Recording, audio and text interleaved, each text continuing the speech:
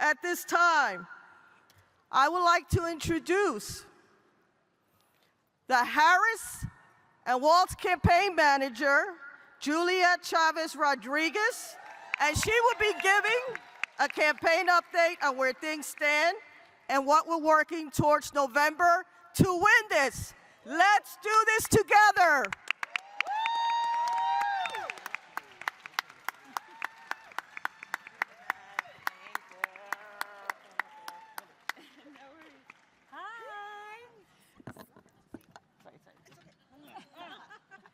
I can't leave my girl already hanging.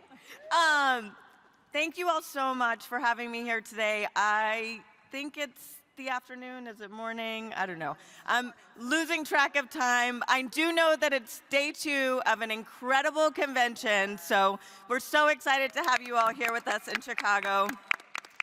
I want to thank Chair Shackelford for incredible leadership and for the important work that everyone has done to bring us all together today, because we know what's at stake in this election. I don't have to tell you all twice. I know you've heard it from a number of speakers today, but we know that what's at stake is our fundamental freedoms, our freedom to vote, our freedom to live free and safe from gun violence, our freedom to retire with dignity, and our freedom to make decisions about our own bodies and our own families.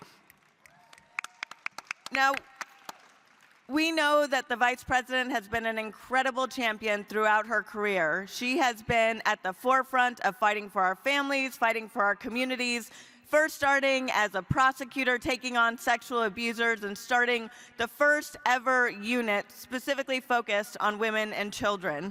And that has continued throughout her time as Vice President, where she has been at the forefront of really defending the right for reproductive freedom across this country in the aftermath of overturning Dobbs. And we know how politically potent that issue has been, especially bringing home a historic midterm election for Democrats. So thank you, Vice President Harris, for your leadership on that issue, and thank you, Democrats, for continuing to show up at the ballot. And we know that there's so many critical issues that we're facing this election cycle. And we also know that the Vice President and Governor Walz, who you just had the chance to hear from, have an incredible vision for the future. They are focused on lowering costs for our families, on lowering the cost of childcare, on lowering the cost of housing and rent, providing $25,000 for first-time home buyers, continuing to lower the cost of prescription drugs, and yes, continuing to focus on fighting for our freedoms.